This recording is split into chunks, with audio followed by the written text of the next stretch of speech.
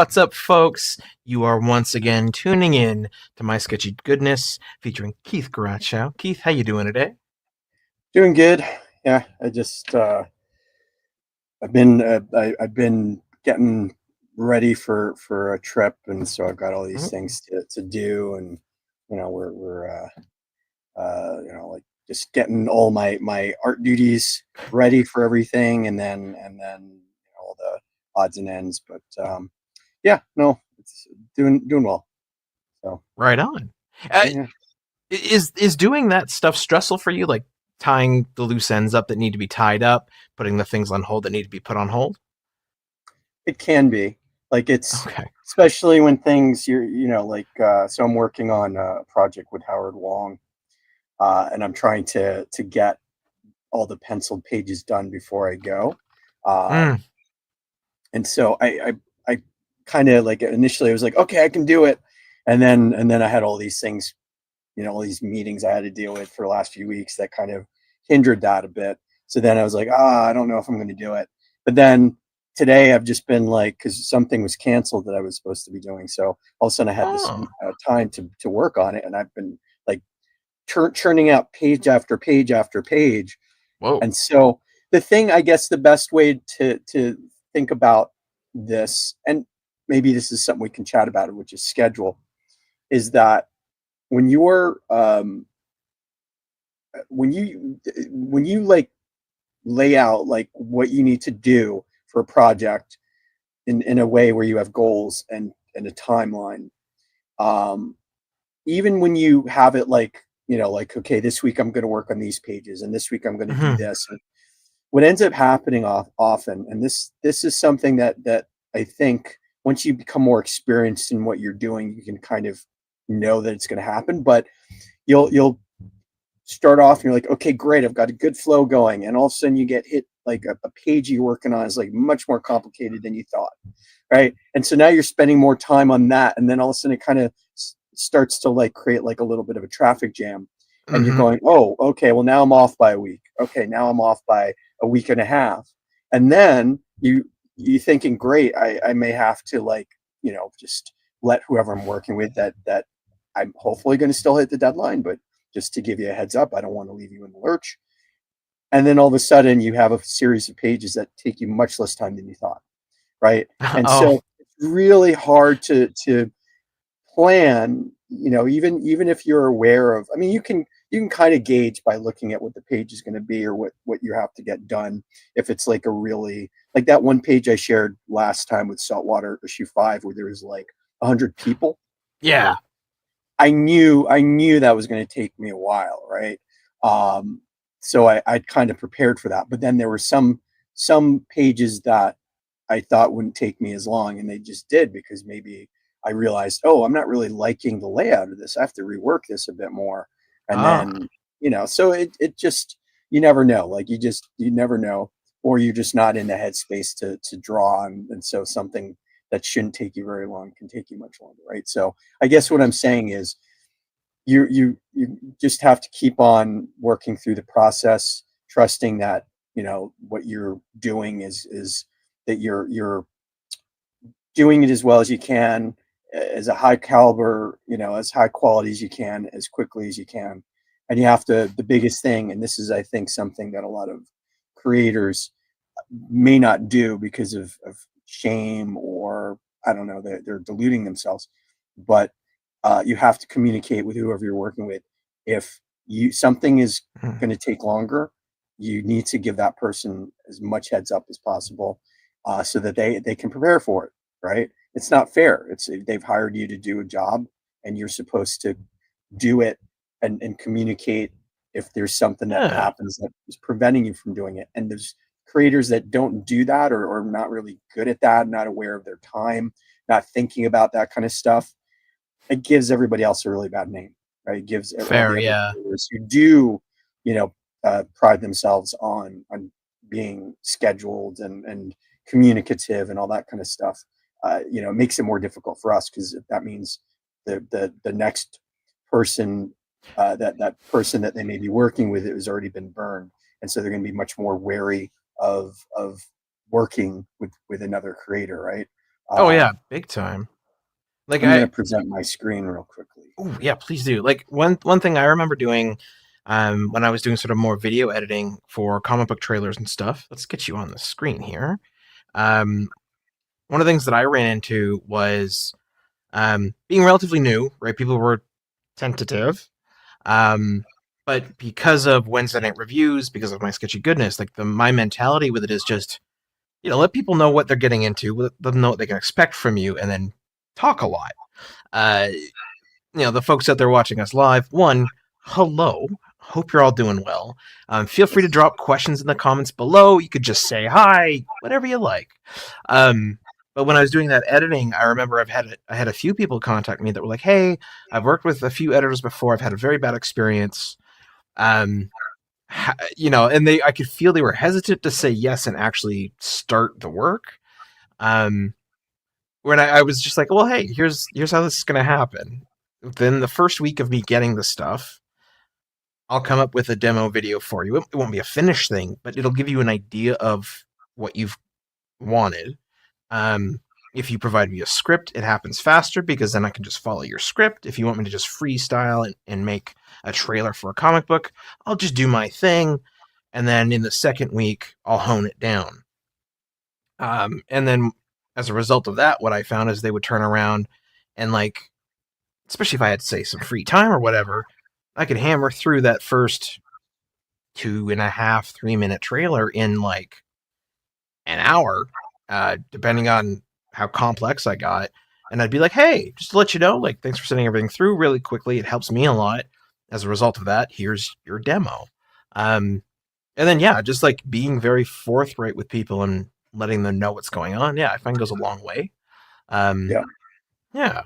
And I do want, sorry to interrupt you. I do wonder, and what do you think about this? That what do you think are some of the reasons why some creators don't communicate if they're falling behind, or something, I don't know, they're just not flowing well with the project and not communicating as well as they can. I'm willing to bet, and maybe I'm massively wrong here, but I am willing to bet the people who are not communicating are likely newer people who are afraid to have to say, hey, I'm not going to be able to do this in the timeline we said, because they don't want to maybe just disappoint someone. They don't want to risk the person canceling the job. Mm-hmm. Or, this is a little bit of past trauma from doing customer service. They don't want to get yelled at. Mm-hmm. I think it could be anything within, but I'm willing to bet it's probably the more new people, because if you're experienced and you're confident and you know what you're doing, even when things go sideways, even when you absolutely know there's no way you're meeting your deadline, you'll have the experience to go, just to turn around and go, hey, this is what's going on. This is where I'm at. It's absolutely my fault for getting caught with this or whatever. Mm-hmm. It's going to delay me. It just is. Some business people I've worked with would then say, and it's then on your responsibility to offer maybe a discount or maybe something for a future project. Be like, hey, I can, as a result, you know what, we'll do this trailer, but I'll also export a 60-second version of it as a thank you and as an extra bit. Just something easy. Yeah. Yeah, as an apology. You might not need to be honest. It is entirely up to the creator. But that's sort of some of the stuff I've run into. Yeah.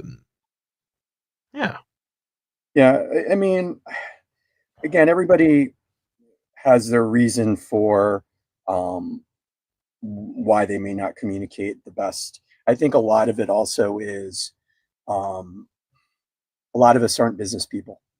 A lot of Yeah, fair. artistic people. They know how to create something, and they may be really good at creating it, but they're not necessarily really good at organizing uh, the business part of it, which is how do they communicate in a clear way to their client, so the client has proper expectations Yeah. of what's going to happen at every step, right? Yeah. And that's huge. Like, or if there needs to be something where you need to have corrections in the process, how do you approach that so that the person, number one, that the person who is hired you has the expectation of like what those corrections are going to be and how much they Yep. can ask for, right? And if you could lay That's those things huge. out, if you lay those things out ahead of time, then the person that's hired you will know that if they're asking for something above and beyond, they may have to pay for it. So Yep. oftentimes they won't do that. They'll go, okay, this is this is what I expected, or this is I want something a little different, but I understand that within our parameters, I've already approved the project. So if I Hmm. want something extra, then I've got to pay for it, right?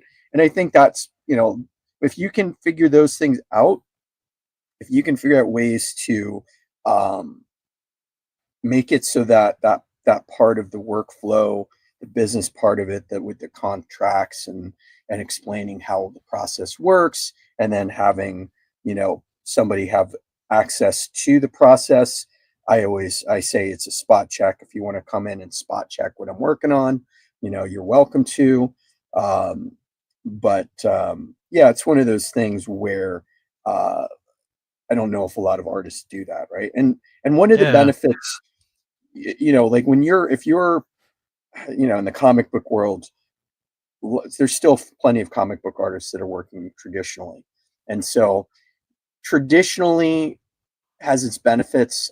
Obviously you can resell your original artwork, Oh yeah. but one of the benefits of working digitally is that I can share my screen with you as I'm doing here. And if there's ever a situation where, and I've had this happen, I've had it happen quite a bit actually, where the client is trying to explain something to me that they want changed in early on in the like what I call the sketching process. They want Yeah. something changed, and I'm not understanding it exactly. Like I might uh, work on it in a minimal amount of time, send them the reworked whatever critique. They critique something, they wanted something changed. Hmm. I'll rework it. Thinking I know what they're talking about, sending it to them, and then if they go, no, but that's not what I'm asking for, I go, okay, you know what? I'm not going to go back and forth because obviously I'm not understanding what you're asking for. There's some kind of lack of clarity in our communication, and it's not necessarily you. It's not necessarily me. It's just whatever. And Is what it so is. Yeah. it is what it is. Let's set up a time. I'm going to share my screen with you, and you're going to talk me through what you're looking for, because that's a Yes. much easier, faster way for me to understand what you're trying to say. And oftentimes it's something that when they actually see what they're asking for, they go, oh, you know what? I actually realize what you're doing here, and maybe it's not what I thought. And or it's not that there was something I was asking for, but I realized that I didn't explain it very well. And now Yep. that I'm seeing what you're doing, I see where it's going to go. I no longer have this problem that I thought I was going to have. And you're like, okay, good. We're now something you don't have to worry about, right? And Yeah. That is massive. it's huge. It's a huge thing, and I mean, I'm giving it Yeah. away for free. Anybody who works digitally, feel free and use that as a way to as part of your process. Because, as I said, if you can make your clients happy, I mean, number one, if you make your clients happy and they come back for more work from you, then you've got a Oh client yeah. hopefully for years, right? And so, great, good on you. But the other thing too is if they're ever looking for a different artist, well, they've had a great experience with you, and then they kind of hopefully that means that the next person they're with will be able to deliver as well, and or they can even say to them, listen, the last artist I worked with, they were digital as well, can you do this? Maybe Yep. that artist goes, oh, I've never thought about doing that way. That sounds yeah, that actually sounds really good. Yeah, it's a small pay it forward.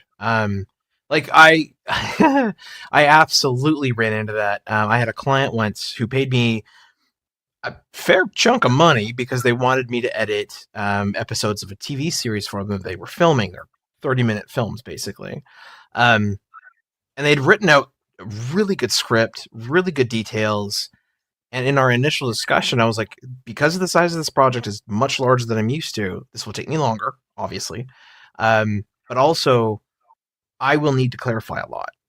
And what had happened was they had sent me so much footage and so many takes of each scene where they were like, they sent this stuff to me. They sent me the script, and I was like, all right, cool. I will try and throw it together. We'll see what happens, and we'll go from there. And so I took what I felt were the best shots for that scene. I put them together. I edited, so people were talking properly together. Found all the stuff that I needed to find, added in, music and all this kind of stuff, tweaked the lighting. But the very first time, or maybe it was the second time, because I remember being a little annoyed, which is not great, mind you, but I kept it to myself, be professional. And basically, they'd reviewed it with me, because I compressed the file, sent it off. They reviewed it, and they're like, hey, I don't like this cut. I want you to use different scenes. And I was like, okay, what do you want me to use? Like, give me the file name, and I can literally put it in place. We'll be golden. And they couldn't, because the way that they had done the files was just based off what the camera had shot. And all of a sudden, they're like, well, I want this version of the scene. And I'm like, okay, you've sent me 8. I need you to narrow down the file name. And as a result of doing that kind of stuff, I finally hit the point where I was like, okay, cool. Here's what we're going to do. I opened it up, and just like you said, I screen shared with them. I showed them the video, and I was like, okay, so for this scene, I started playing. I'm like, this is the clip I'm using. And they're like, oh, no, we want you to use... And they were able to tell me in real time, and I literally clicked, removed the one, drag and dropped the other, shrunk it, put it in place, and they were like, that's perfect. And I think, yeah, that, thanks to the digital age, one of the benefits, you're able to get very real-time, specific feedback on the exact thing. And it's not like we're sending letters to each other. It's not even just emails now. It's just, hey, here's the thing as it exists. What's up? Yeah. And then, yeah, like from then on, we talked about organizing files better and all this. It was a great hand. But yeah, as a creative person also, like if someone is giving you references or something to be based on, or just a whole bunch of files, if their organizational system is, I don't want to be mean here, but not fantastic, you can absolutely be like, hey, I'm having trouble here. Don't be afraid to advocate that and make sure that you can do the job, because you need to be able to understand what they're giving you in order to be able to give them what they want out of it. Yeah.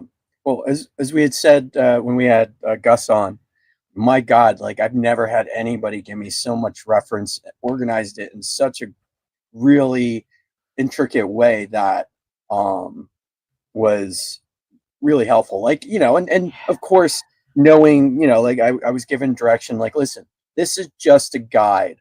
If there's, there's certain things, yes, I want, like he had mentioned the I think it was the vulture. There was like a specific like a vulture, like a scene where he had a certain idea of how he wanted it blacked, and the kind of, so that kind of stuff. It's like, yeah, that kind of stuff. I for sure need to know what you're thinking, and unless I come up with an idea that is different from that, and I would talk to you about it, I don't deviate from it, right? But then there was also a lot of like, here's a lot of stuff. You obviously don't need to go through it all. This is for you. If you want more or less, let me know. Or if you want to use less, it's fine. If you need more, let me know. And, it was one of those things where it was like, I liked it because I like to do, especially when it's a long form book. You really want to do research with shorter stories like that are 5 or 6, 7 pages, unless it's really, really needed. Like where it's like a period piece that there's this specific thing that this character in real life built. Yeah, like like when I did Checkmate Blues, which was like a 12-page story, I had to do some research on that because I had to, it was like in the 50s, right?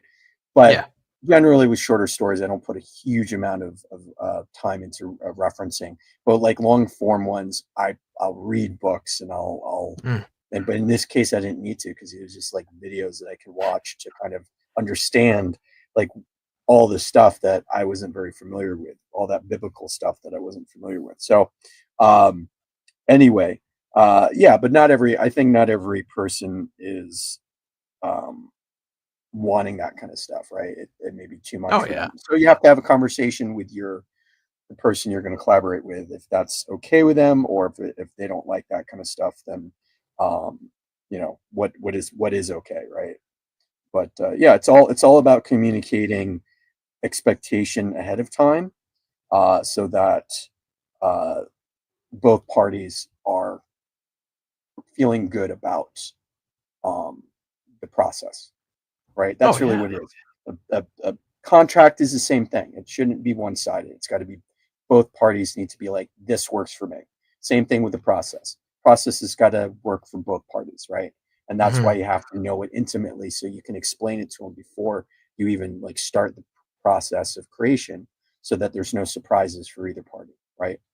Oh, couldn't agree more. Like with even like to this day with my interviews for Wednesday Night Reviews, if it's a new person I'm interviewing, I always try to reach out, uh, basically communicate with them. Hey, this is the time that we can do it.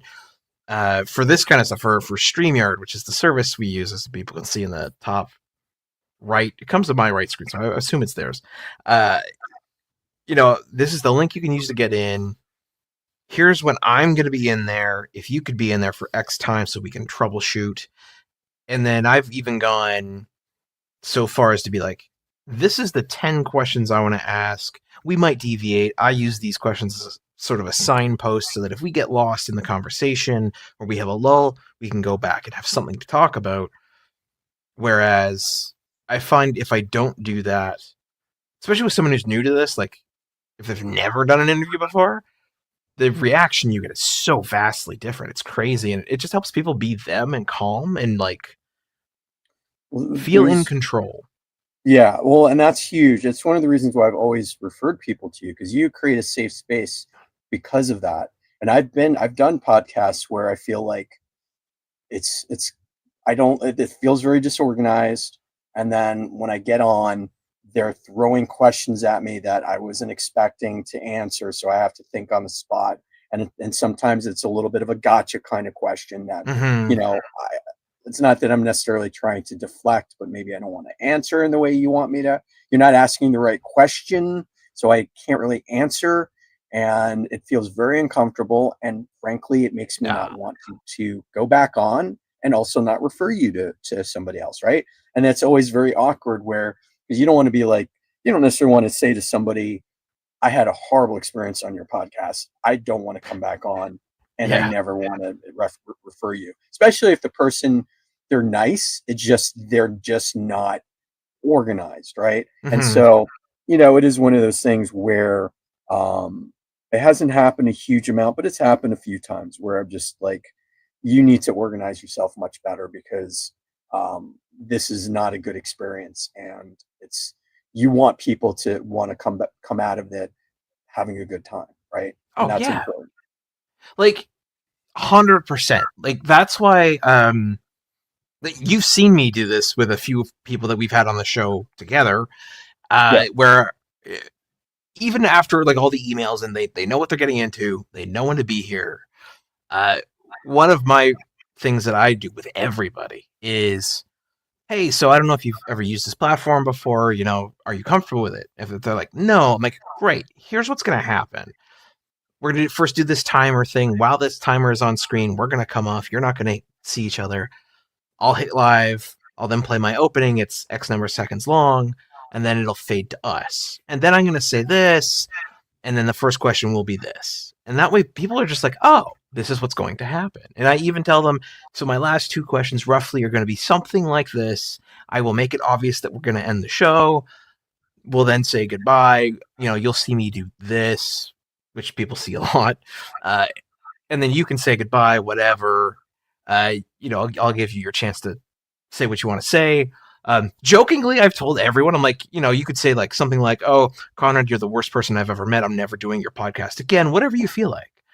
People usually laugh at that. I've never had anyone take me up on it, unfortunately, but I would love for them to, because I'm sure the look on my face would be amazing. Also, I hope I never.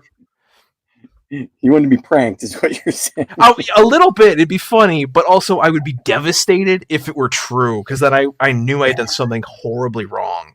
And they probably wouldn't want to be around me long enough to tell me what the hell I did wrong. But it'd be funny. Well, now I know that. Like, he wants to be berated. Tell him how horrible a host he is. It makes him feel better about who he is in life. So go for it. And then, neither one will be prepared for the fact that you're going to be like, what? Yeah, I'm gonna take a moment. Keith, take over. And then my guest will be like, you told me to do it. I'm like, you said it was okay. What do I don't know. That would be, honestly, that'd be amazing, hilarious. But yeah, I have no idea how I would actually react if I heard that. Because like I don't like to ask about other podcasts, because like I'm doing my own thing, right? Like the thing that we're doing today, I love this show. It's great. It's our own thing.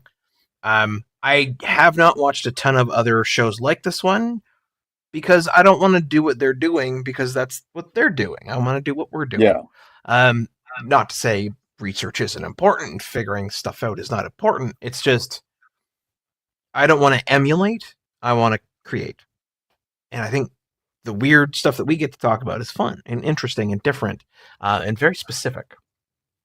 Yeah, I mean, I think you've got the broad strokes of it, and really, I think at the end of the day, if you're going, you know what, like where I think we could emulate is the stuff outside of the podcast is like, how do they market themselves? Mm-hmm. What's their platform look like? Are there things that they're doing that look really cool that we can try to figure out, right? That kind of stuff I think is worth, because that's more of like the little bit more the nitty gritty kind of stuff. Yeah, But yeah. to your point, like what makes this unique is you, right? What makes this unique is us. It's that, we're able to bring something together. There's a chemistry that makes this an enjoyable time for both of us. Therefore, people watching it hopefully are going to get that sense from us. They're not going to be like, there's like, they don't like each other. There's like a tension. I'm not liking this show. This is really stressing me out, right? Like we do not want that. Or we don't want if we have a guest on, we don't want the guest looking supremely uncomfortable because of like our either gotcha questions, or because we're not really the kind of people that they want to be around to donate their time to, right? So exactly. I think, and so that's what makes it unique, right? And I think hopefully, over time we'll get that kind of audience that likes, that's what they want to see, is that what we're offering, that kind of chemistry that we create, and then you create on your own with your own shows. Oh yeah, and thank you. But yeah, absolutely, I couldn't agree more. Now we've been chatting continuously, and you've been talking and doing all of the thoughtful responses that you've been doing, and being topical and interesting. Keith, you're just busting out another amazing white line on black drawing here of, it appears to be, just because of the way it looks, to be Conan. Okay, cool. Yeah. It's like with awesome. The hair. I was like, kind of, it's just like a muscly dude. I'm like, all right, cool. And then you did the haircut, and I'm like, yeah, that's like Conan's weird sort of bob long thing. And then you put the curves on the hilt of the sword, and I was like, it's Conan. Okay, cool. Yep, awesome. Yeah, that's always great to know, like, what I'm seeing is what other people are seeing. All right. Oh yeah. It's what I'm beginning to appreciate, and maybe I don't think this is new for you. You haven't drawn a lot like this on this show, though. Is the white on the black? I like it. I like it a lot. It's very interesting. I like the fact that you're working essentially in highlights, because this very much looks like just I don't know, maybe Conan's halfway through a cave and he's turned and he's like, he's Mhm. coming out, so you can see that chunk of his body, his arm, and all that stuff. It's just very interesting. I love this. You Also, have to, yeah. So, okay, go ahead.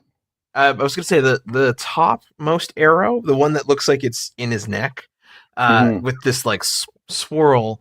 I'm getting super stylized blood. Is Hmm. that the case?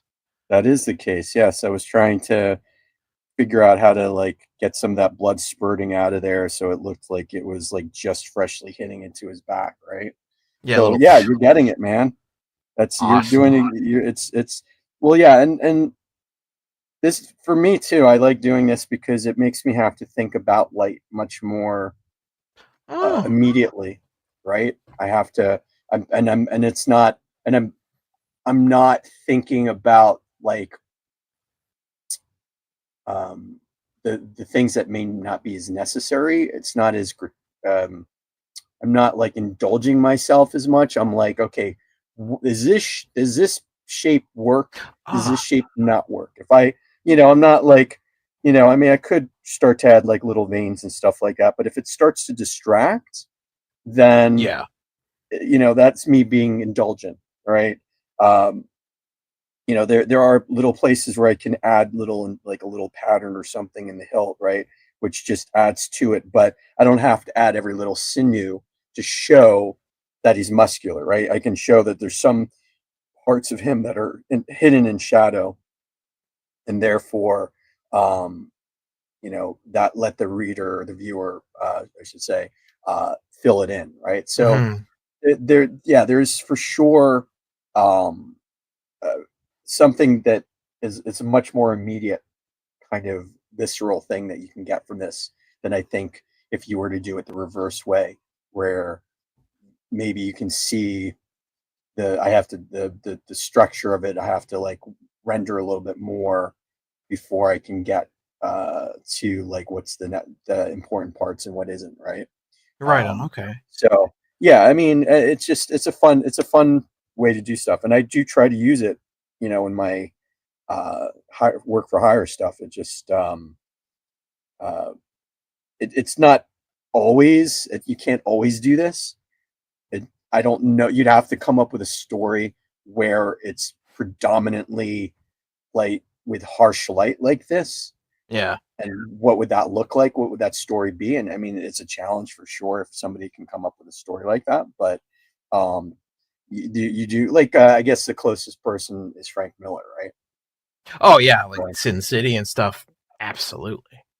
Yeah. Now, that being said, Kevin Manklow, wonderful Kevin, Hey, of Kevin. Mad Quill Comics, says, nice work as usual.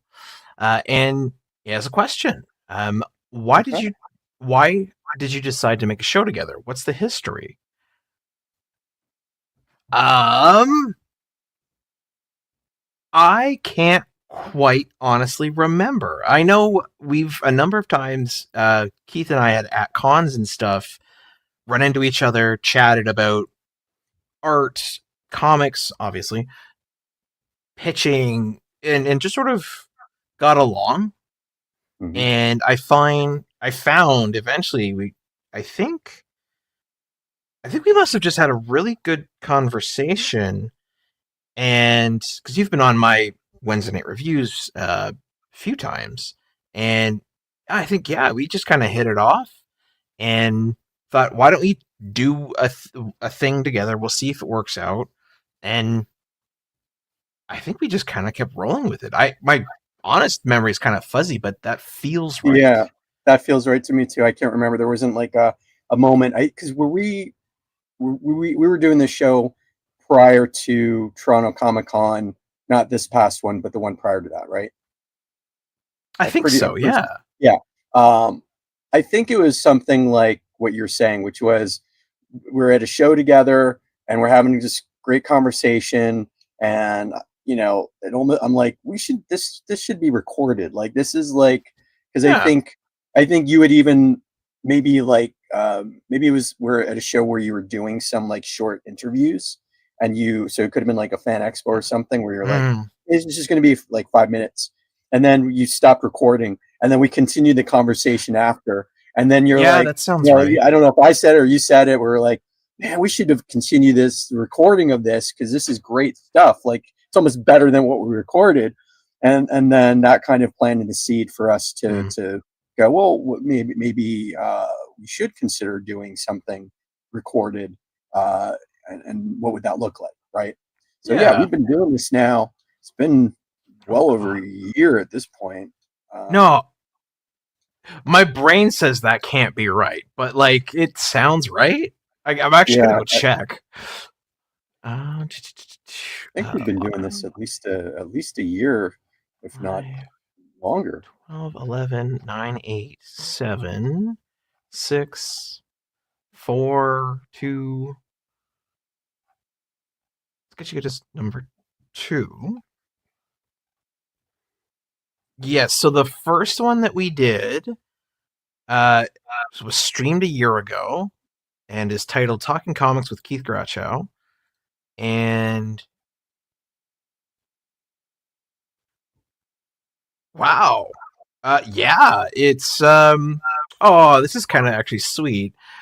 So technically, Keith, the anniversary of our show is the day after Valentine's Day.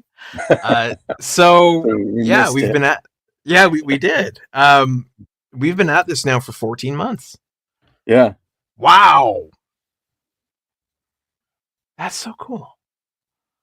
But yeah, that is basically the why. I definitely remember doing like a 5-minute little interview at one of the cons with you, and that definitely sparked something where it was like it was just easy to talk with you. I Hmm. liked you. As far as I know, you like me. And yeah, I don't know. I guess also, Kevin, I think Keith's art style is different. And when Keith and Howard, because Keith and Howard work together to basically teach um, comics writing and drawing and how to make comics. So I remember I helped record one of those sessions, and Mm. yeah, just afterward, the philosophy behind it, specifically for the art end of it, uh, definitely resonated with me, and I enjoyed it. And I thought, you know, if we can really go into detail on some stuff, maybe Keith can Right. have the time to explore ideas that otherwise on any other show might be like, hey, so we have like on Wednesday night reviews that I do. In an hour-long show, I have those 10 questions. That's not a lot of time per question. Whereas in this case, I know we've spent sometimes entire episodes on one specific little topic. Other times we bounce around like crazy. Yeah. Well, I think the other thing too was, um, because I know that I could draw and talk, right, and do this live, but also I Mm, think that it was a good challenge to see like what I could do while I'm talking. So I thought it would be interesting because I knew you would ask good questions. I knew if I was like in the middle of doing something, you could like, fill in the space, and still have really interesting things to chat about.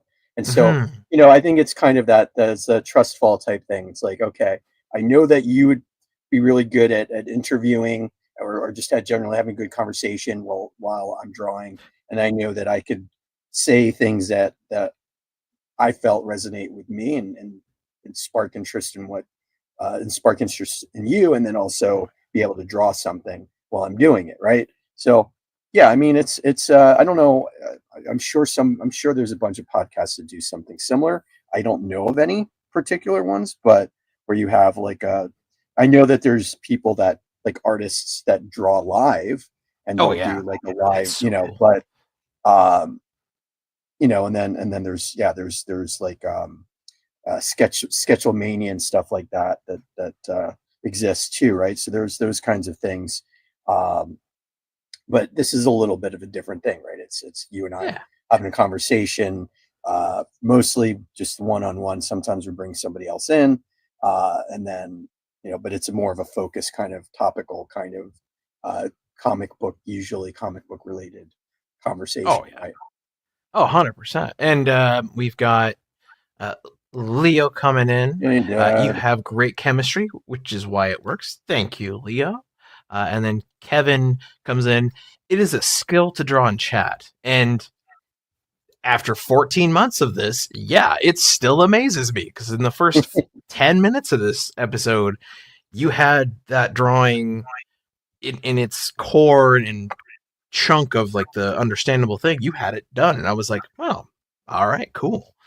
So yeah, I don't know. It blows me away that you can do this. Because I mean, I don't know if artists like visual artists do this, but I happen to play guitar. I am a garage strummer, I'll call it. I don't want to perform, but when I do play and I have to focus, I stick my tongue out, but like just a little bit, like so I'll be like strumming along, and I'm like, and it's funny. Vanessa laughs at me all the time for it. But like the fact that you're like earlier, you were actively chatting, saying stuff that was completely coherent, and you were drawing the hair on the side of his head, and I was just like, man, like, talk about coordination. Yeah, well, I mean, I'm right now. I've been like kicking my foot the whole time, so that's my taking my tongue out. I'm like kicking my foot the whole time. No, it's I mean, as I've said before in regards to this is completely like freestyle, so there's no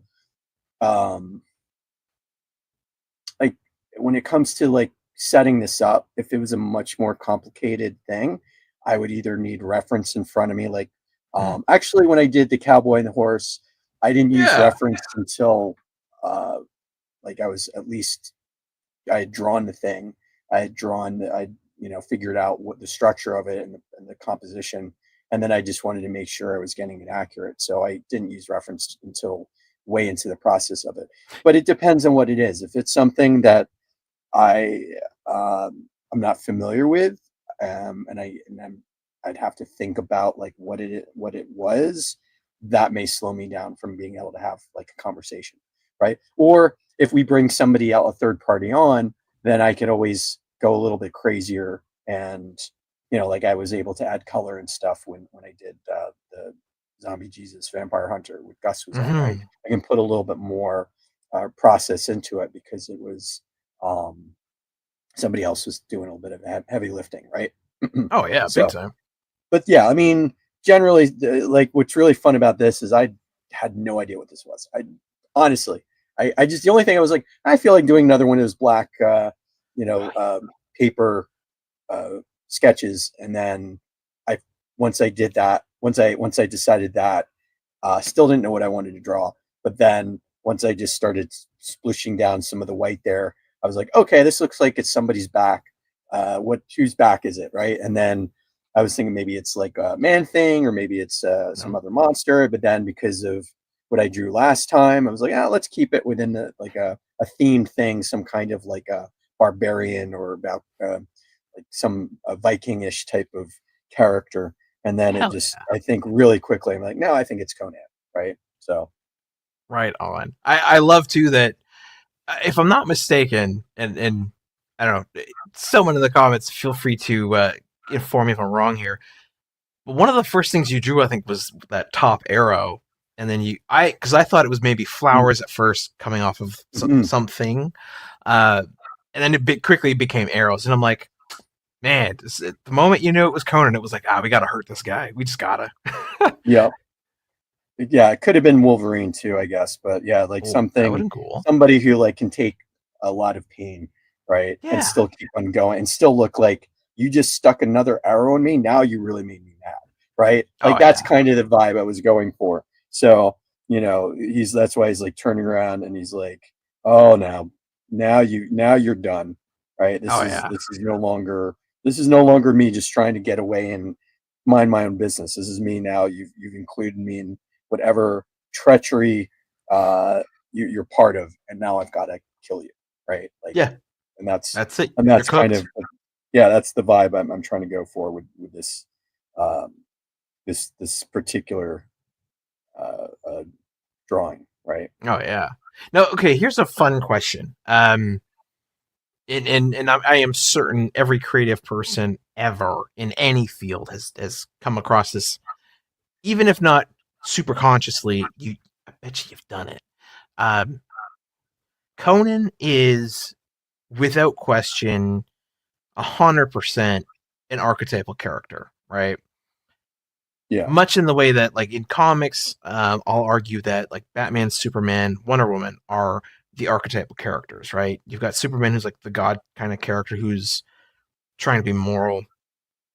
You've got Batman, who is like sort of the Dark Knight, a ninja detective, hyper intelligent, and then you've got Wonder Woman, who stands as like the, I don't know, the absolute peak of compassion, strength, courage, all that kind of stuff. And then to me, like when I think of iconic characters, absolutely without doubt, Conan is one of them, and he's older, if I'm not mistaken, by quite a bit. What do You you mean when think he it was is? when he was created? Yeah, I know Robert. Actually, that's Not something I that should know. 1920s was when they first started. When Ari Ari Howard started, I think, writing for the pulp magazines. Um, 19 was it 1921 somewhere in there?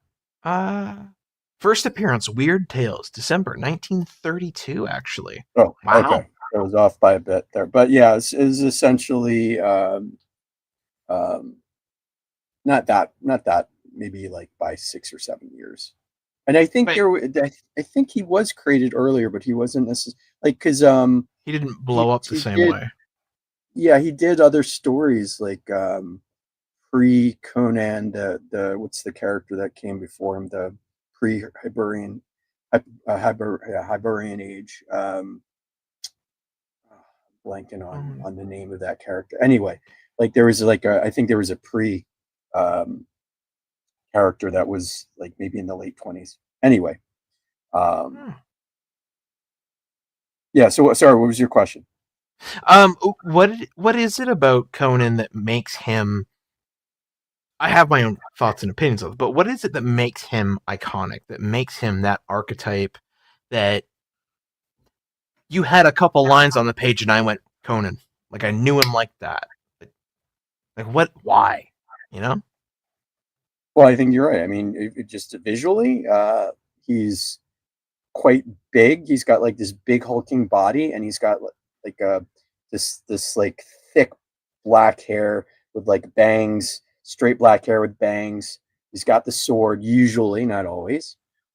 This is And true. he's got almost like a Neanderthalish type of visage, right? Like a heavy brow, like Yeah. a thicker, flatter nose, and he um, I think those things are kind of yeah to this point that is a very iconic look that when you think of any kind of anti-hero like the Punisher or something like that, there's a little bit of that in there. Hmm. um any of those kinds of like anti-hero, Wolverine, those types are always have that kind of look to them. There's something, and I think I said it before, which is there's this whole idea that this character, this you know, he's got a moral code. He's not like a murderer from. He's not like a sociopath. Yeah. He won't kill you just because you are uh an ass per se. Like he may hurt you a bit, but he's not going to kill you. Like he oftentimes wants to just mind his own business. He wants to drink, have sex with women. Um, Yeah. he wants to make some coin, but so he wants adventure, but it's not always about like making a lot of money. It's more the like, can he do it, right? And Yeah. can he go climb this tower, the elephant tower that's supposedly unclimbable, and kill the thing within it? And like it's a challenge, right? So Hmm. there's the idea that for the most part he just you know if he wants to be left alone or he doesn't want to deal with you, um, and you keep on pushing him, then you've just awoken like a monster, right? Yeah. And he will win, regardless of how much damage he takes, and he'll do it in a way that is you don't really see weakness in it, right? So Hmm. there's there's some kind of, and I think that there's a like, yes, there's some parts of it that are very, you know, like supremely masculine, that are Oh yeah, yeah. The outdated, hyper man. you Yeah, know, hyper, but there is also, and the way he treated women, not always the best way. definitely not. So there was that aspect of it being a womanizer, but he also did treat women with respect as well. And so there was mixing of, it wasn't always a damsel in distress. There's oftentimes like a Red Sonja type, or Yep. a Brett, like the Pirate Queen, somebody that was as an equal or better, and he didn't challenge it. He was like, "Yep, that's right." And so I Hmm. think that there's aspects to him that I think are somewhat admirable in that way, where, Yeah. and you can see that in some of the, like, again, some of the characters, like some of these anti-heroes like Wolverine, and where there's a, you like them because they're not completely cold-hearted. They do care. They just also aren't necessarily, um that if you push them, you're in trouble, right? Like, you don't want to do Yeah. that. You're very dangerous. Interestingly, Leo commented, and I never drew this line, but it works. Yes. Amy and I feel a modern version is the character of Reacher. Um, Yes. Absolutely. When I think about it, like Reacher, for those of you watching, whether you're live with us now or sometime in the future, if you've never read the novels or watched the TV show on Amazon, um, Reacher is essentially a military officer who was in charge of investigating the other military people to make sure they weren't breaking laws. And after his service, and a whole bunch of stuff happens while he's in service, then he is, I don't know the word for it, retired, decommissioned. I don't know. I'm not sure of the word, but he no longer is in the military. They give him a pension. And basically, in the show, the first time we meet him, which is based off the book called The Killing Floor, we meet him and he gets off a bus, and all he has is the clothes on his back, his wallet with, I think it's like a couple $100, a military medal, and his passport, if I'm not mistaken, and that's all Maybe he like has. maybe like a toothbrush. Yeah, his toothbrush, because he own yeah, always. Um, but basically, he just sort of goes around and he goes where he wants to go because he wants to go see and he wants to learn things. Like in the first thing in the Killing Floor, in the show, I have not read the book. In the show, he very much was like, I'm in this town because this famous blues person was here, and I like the music, and I wanted to come and see the town and see the landmarks. And then he gets pulled into all sorts of stuff, and it's crazy, and it's a fun show. I assume the books are quite good. I actually have a copy somewhere. Um, but yeah, that is a fantastic line to draw Yeah. between, yeah, because it's that archetype, right? Uh, Massive Uh, guy, strong sense of moral code, but it might not fit within the bounds of the law, but we can understand it. yeah. I think that's it. I think that's a really good comparison, Dad. So yeah, Yeah. um yeah, Reacher would be the modern day version of Conan in that way, right? Mm. Um and so uh there is something there's just some kind of, it's nice to know, especially when you have somebody that's a bully, or we're living in a time when there's so many bullies, that it's good to know that there's somebody out there that can protect you, I guess. Yeah. That especially a situation that's not only protect you but also help you learn to protect yourself, right? Yes. 100%. And And I and think that, even if it's just the idea of having the courage to stand up for yourself, not yeah, necessarily, grab a sword and have rippling muscles, but to stop and go, hey, this is it. We have to draw the line. yeah.